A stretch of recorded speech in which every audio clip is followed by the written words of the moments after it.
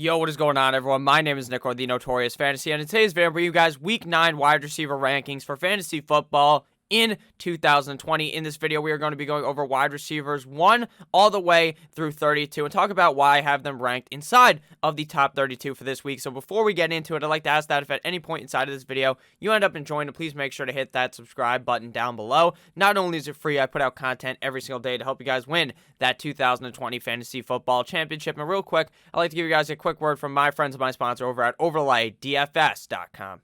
OverlayDFS.com offers the matchup shop, which is the easiest way to make money on daily fantasy sports. It is so simple. All you got to do is go on Overlay DFS and find yourself your way to the matchup shop. All it is player versus player fantasy football. All you do is figure out which guy you think is going to score more points. Patrick Mahomes minus 7 points or Teddy Bridgewater plus 7 fantasy points. Another example, Kyle Allen plus half a fantasy point or Daniel Jones minus half a fantasy point. It is so simple. You guys do this research all week long. So why not take it and win some cash on OverlayDFS.com. And we are back. Let's get right into it. Week 9 wide receiver rankings. We begin with wide receivers 1 through 12. Coming in at number 1, we have DeAndre Hopkins, wide receiver of the Arizona Cardinals, going up against the Miami Dolphins. In my rankings before Thursday Night Football, my number 1 guy was Davante Adams. Obviously, no one inside of this Green Bay game versus the 49ers are going to be inside the top 12, top 24, top 32, because they already played, so there's no need to take up room with the guy who we already saw play. So DeAndre Hopkins, wide receiver of the Arizona Cardinals, going up against the Miami Dolphins, is coming in here at number 1. This matchup does seem a bit scary for DeAndre Hopkins going up against Byron Jones, but again, DeAndre Hopkins is simply built different and will produce regardless of who is covering him, so I think he's going to be the number 1 wide receiver on the week, despite a matchup that I think is going to be a little bit tough for Hopkins. And number 2, we have Julio Jones going up against the Denver Broncos. Now, it appears that Calvin Ridley is not going to be playing in this game, which bodes even better for Julio Jones up against the Denver Broncos. The Denver Broncos defense is not very good at all. We saw Justin Herbert, the pervert, put up a strong performance up against him last week, and I think Julio Jones is going to get peppered in targets in this one and put up number 2 wide receiver numbers on the week. And number 3, we have DK Metcalf going up against the Buffalo Bills in Buffalo. If the Buffalo Bills want to get back on the saddle and start spanking the ass of the horse and start running their way towards the top of the division, even though it's probably easy for them to win the AFC East, if the Dolphins catch up, if the Bills start fucking faltering, then they really need to win this game. And this the Seattle defense is not very good. So DK Metcalf and Mr. Josh Allen and friends are going to be fighting back and forth into this one. If Josh Allen can keep up in this game, they're going to be throwing the ball a whole shit ton in Seattle. Chef Russ is going to be cooking up some touchdowns in the favor of DK Metcalf this week. And number 4, we have Tyreek the Freak Hill going up against the Carolina Panthers. Tyreek Hill thus far this season has been so good. And in a matchup every single week, Tyreek Hill is a top 5 wide receiver. You have Patrick Mahomes, who wheels and deals it down the field. And the fastest guy on the team is Tyreek Hill. The guy with the biggest arm on the team, Patrick Mahomes. So he throws it to Tyreek Hill. Tyreek Hill catches it, and you get a bunch of fantasy points. It's not that complicated. Keep it simple. Tyreek Hill versus the Carolina Panthers. Simple matchup, top 4. At number 5, we have Stefon Diggs going up against the Seattle Seahawks. And again, I just talked about how I think this matchup is going to be a back and forth affair between DK Metcalf and the Seattle Seahawks against Stefon Diggs and the Buffalo Bills. So I think Stefon Diggs is going to put up a good game here. The Seattle Seahawks defense is soft, serve, ice cream, and Stefon Diggs has been cooking thus far this season, so I like him this week up against the Seattle Seahawks. At number 6, we have Keenan Allen versus the Las Vegas Raiders. Keenan Allen has been putting up very good games thus far this season with Justin Herbert, the pervert, aka Justin Horsecock Herbert, because Keenan Allen is just getting peppered with targets. This motherfucker, Justin Herbert yells, you get a target, but it's not you all get a target, it's Keenan Allen, you get every fucking target, because he just throws the ball to Keenan Allen like it's nothing. And up against the Las Vegas Raiders, I believe this is going to be touted as one of the higher scoring matchups of the week, and I think Keenan Allen performs quite well in this one. At number 7, we have Tyler Lockett in my pocket going up against the Buffalo Bills. Now, typically, DK Metcalf is the one who we've been seeing put up the big numbers for the Seattle Seahawks. But that does not derail the Tyler Lockett hype train, because Tyler Lockett has been performing thus far pretty well as well. And there are games where Tyler Lockett just goes to pound town on the defense, and DK Metcalf is kind of watching from the sideline. Not that he's watching from the sideline, because he's on there fucking running down the field as well. But Tyler Lockett has put up big games, and DK Metcalf has done all right in those games. So Tyler Lockett is obviously, in my opinion, the worst option. The worst option is like going from 3 to 7. It's not that big of a difference. I think Tyler Lockett's going to put up a good game here as well, up against the Buffalo Bills. And number 8, we have scary F1 Terry McLaurin going up against the New York Football Giants on Sunday. This is a primo matchup for Terry McLaurin. I think the New York Football Giants defense is all right, but Terry McLaurin just got nominated as the captain, one of the captains of the team, and Terry McLaurin has been playing very well thus far this season, and I think that Terry McLaurin is going to continue to ride the train of success up against the New York Football Giants. And number 9, we have Michael Thomas going up against the Tampa Bay Buccaneers and Tom Brady in Tampa Bay. Now the question is, does Michael Thomas actually play? I have no idea. If he plays, though, this seems like an excellent matchup for Michael Thomas. Drew Brees loves Michael Thomas like, I don't even know what a good comparison is. Like, chefs like cooking. Like, what's another good one? I don't know. That was a bad segment for the show. I'm very sorry there, because I wanted to make a joke, but I decided against it. Regardless of the joke, Michael Thomas is going to perform in this one if he plays. Him and Drew Brees just love getting into it on the field, and Michael Thomas will put up big numbers if he plays. At number 10, we have Adam Thielen going up against the Detroit Lions. This seems like a very good matchup for Adam Thielen. I understand he had a down game last week, but when Dalvin Cook scores 4 fucking touchdowns, what do you expect out of Kirk Cousins and the wide receiver crew over there? They just did not rely on him at all in that game, but I expect a big bounce back game here up against the Detroit Lions that potentially have Matthew Stafford suit up on Sunday. At number 11, we have Allen Robinson going up against the Tennessee Titans. Allen Robinson has been very good thus far this season. Once 9-inch Nick took center for the team, he just stole the job from Kissing Titties Mitchell Trubisky, and Allen Robinson has been good in those games. This week he gets the Tennessee Titans in what should be a decently back and forth affair of a game that is must win for both teams. So I think Allen Robinson puts up a good game. At number 12, we have A.J. Brown. Same game going up against the Chicago Bears. Now, A.J. Brown completely and utterly disappointed last week up against the Cincinnati Bengals. The Tennessee Titans just bent over and took a rod up the ass from Joe Burrow and friends in Cincinnati. The defense for Tennessee is suspect because they cannot stop anyone on third down. On third down, they just are like the pass-free go or whatever that shit is on the Monopoly board. That's just what they do on defense. They just say, hey, let's fucking go. You can have the third down conversion. Fuck it. We'll just start again on first down for some reason. So that's why it makes me think that this game's going to be a close back and forth affair. And A.J. Brown will get more use in this game. Was not all that productive last week in a primo matchup, but I think he bounces back here up against the Chicago Bears. Now onto wide receivers 13 through 24. So if you guys have ended up enjoying thus far, please make sure to hit that subscribe button down below. At number 13, we have Will Fuller going up against the Jacksonville Jaguars. Now, Will Fuller, for some reason, did not get shipped off to the Green Bay Packers. Apparently, the teams couldn't agree on a price. I don't know what happened. Will Fuller's probably pissed off that he didn't get traded because he probably thought he was going to get traded based upon the gift that he put on the Twitters. But Will Fuller is going to have a good game here up against the Jacksonville Jaguars. Deshaun Watson is going to get the last ounce of Will Fuller out of him before Will Fuller obviously moves on in the offseason. So I like him here in a very soft matchup up against the Jacksonville Jaguars. At number 14, we have Robbie Anderson going up against the Kansas City Chiefs. Now, last week, Robbie Anderson and DJ Moore, who are back-to-back Michael Jordan 96-97, woo, at 14 and 15 up against the Atlanta Falcons. We saw these guys take a shit right on your chest. They combined for 15 total fantasy points, and it was absolutely embarrassing. You want to know why? Because Curtis Samuel was doing his fucking dance in the end zone because that motherfucker scored 2 times for some reason. And that was also a game where Teddy Two Gloves got hurt for around a quarter of the game, and they had to have PJ Walker, XFL legend, XFL GOAT, play for the team. So I think Robbie Anderson and DJ Moore have bounced back games here, but it is definitely a tougher matchup than up against Atlanta,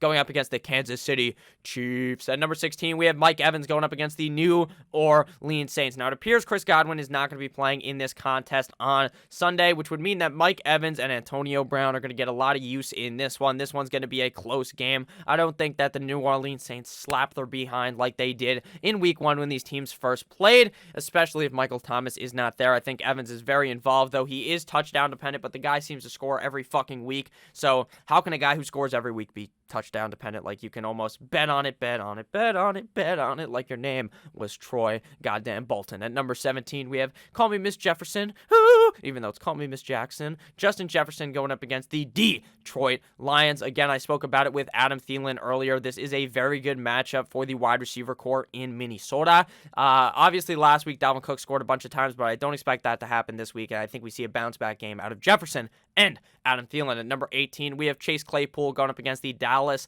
Cowboys. This matchup is a matchup from heaven. The fantasy gods have looked down and bestowed this matchup upon you. The Dallas Cowboys defense sucks cock. Frankly. Terrible.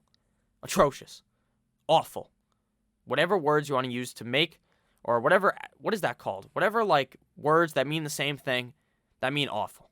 All of those words are for the Dallas defense. The Dallas defense, you could suit up, say, Coach, put me in the fucking game, and you could probably catch a couple balls up against this Dallas defense. It is awful. Chase Claypool is going to have a bounce-back game this week up against the Dallas Cowboys. Number 19, we have Mr. Call God, Antonio Brown, going up against the New Orleans Saints. If we remember what happened last time Antonio Brown came off and played for the Patriots, he got drizzled.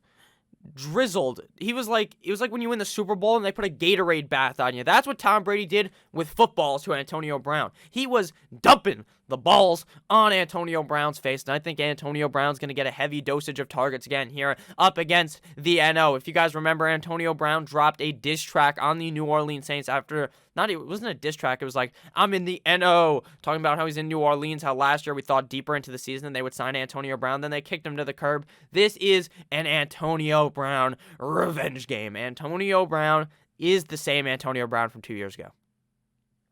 Maybe not in the head. Maybe he's a bit fucking crazy, a bit loco, as they would say, but I think Antonio Brown is still that guy, still the same caliber of player, and I expect him to go to Pound Town on the New Orleans Saints, especially if Godwin misses, like I assume he will. At number 20, we have Brandon Cooks going up against the Jacksonville Jaguars. Again, we talked about it with Will Fuller. This is a very good matchup, and Brandon Cooks has been slicing and dicing through defenses the past couple of weeks of the 2020 NFL season, and I expect him to keep on that train at wide receiver number 20. At 21, we have a guy that I don't really feel that confident starting. Same thing goes with the next guy at 22. That is Darius Slayton, wide receiver of the New York Football Giants, going up against the Washington Football Team. Daniel Jones looks awful. He's not the answer in New York, I don't think. Unless maybe they upgrade the offensive line, then he looks good. He does make flashes that look like the reason why they drafted him so high in the draft 2 years ago, but then he also shows flashes of a guy that's a complete and utter fucking bust.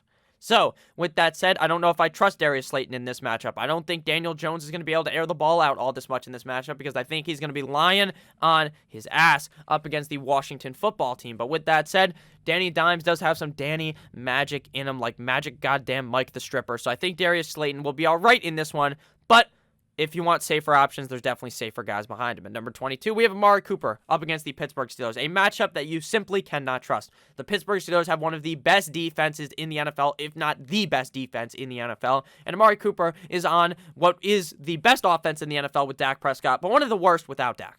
But with that said, he definitely has upside in this matchup because whoever the quarterback is, whether it's Gucci Nanucci, who I doubt is going to play, Gilbert Godfrey, Cooper Rush, whoever it is, Amari Cooper's the number one on the team. So he does have upside based on the fact that he's the number one guy there. But by God, is it scary to start that man. At number 23, we have Deontay Johnson going up against the Dallas Cowboys. A perfect matchup for Johnson. But Johnson has been giving you the fucking Johnson by getting hurt every single time you start him.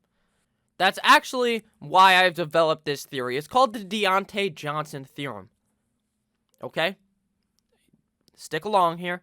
Deontay Johnson, when you bench him, he stays healthy and scores 30 points. When Deontay Johnson, you start him, he gets hurt instantly in the game, drops nothing. So what you got to do is tease Deontay Johnson, put him in your bench, and right before the game starts, you throw him in there and just hope that you teased him, you made him think he was on the bench, and then he'll ball out and he plays well. That's the Deontay Johnson theorem, and I will be following that this week. At number 24, we have Hollywood Marquise Brown going up against the Indianapolis Colts. Now, Hollywood Brown he was so pissed off at the end of that last game. He went on the Twitterverse and he was tweeting, you motherfucker, Lamar Jackson, you motherfucker, you gotta throw me the ball. Where's the freaking gabagool? He did his best Ben DiNucci impression and was just yelling on Twitter. Yelling to the heavens, saying, why are you not giving me the fucking ball? Lamar Jackson, you fucking bum. So will he get fed in this game? I don't know. But I'm still willing to start him. Wide receiver 24. Now into wide receivers 25 through 32. So if you enjoyed my explanation of the Deontay Johnson theorem, please make sure to hit that subscribe button down below. At 25, we have Juju Smith-Schuster going up against the Dallas Cowboys. Now, all three of these guys seem magnifique perfecto in this matchup, but at the end of the day, one of these motherfuckers is going to fall off. Pretty simple.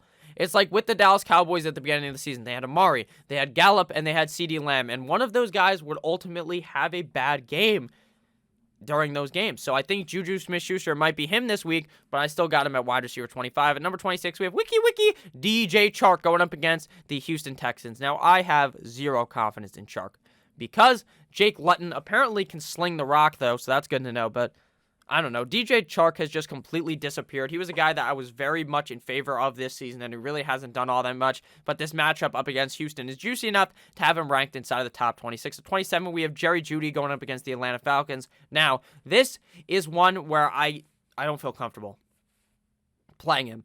I love the matchup.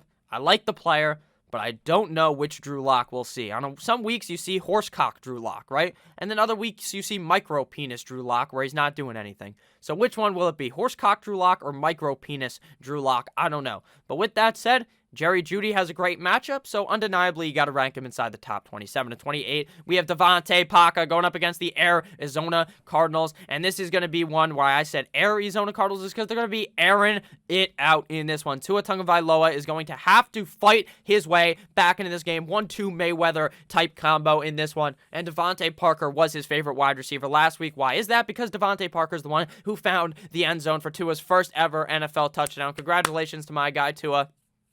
One of a zillion for Tua Tagovailoa. Devontae Parker is going to feast up against the Cardinals. At number 29, we have the most untrustworthy man in fantasy football, and that is Mike Williams going up against the Las Vegas Raiders. Mike Williams has games where he goes balls deep in the defense and does not stop all games long. Then there's other games where Mike Williams blows his load, not on the opponent's face, but right on your fucking face, and you're looking like Lana Rhodes or something. So go ahead and put Mike Williams in top 29 because he has that top 15 potential, but he also has the potential to do you dirty right in the ass. At number 30, we have Marvin Jones going up against the Minnesota Vikings. Now, if Stafford does not play, I'm pulling back all the way bike on that take. Just being honest. But Stafford could play on Sunday, and I think Marvin Jones is the best target out there since Kenny Galladay's hurt. And Marvin Jones has been playing good recently, so I'll fire out Marvin Jones at 31. We have Corey Davis, Mr. CD. CD's nuts going up against the Chicago Bears, and Corey Davis has been pretty solid thus far this season. Whether or not A.J. Brown is healthy or not, A.J. Brown is playing in this one. Just a note that Corey Davis did look good when Brown was not there, but he's also looked good when Brown was playing, so I like Corey Davis here up against the Chi-Town Bears in number 32. We have Mr. CK. We're not talking Calvin Klein. We're talking Christian Kirk going up against the Miami Dolphins. Christian Kirk has scored in both of his last two games in the NFL, and I think Christian Kirk may have potential to score again here this week. The worry, though, is if he doesn't score, he doesn't get that many yards. So that's kind of scary. But with that said, thank you guys all for watching. I love each and every single one of you motherfuckers. Make sure you guys check out overlaydfs.com, and I'll see you beautiful bastards later, potentially with another video, if not a jam-packed Saturday with 3 videos. I love you all. Have a great rest of your guys' day. Goodbye!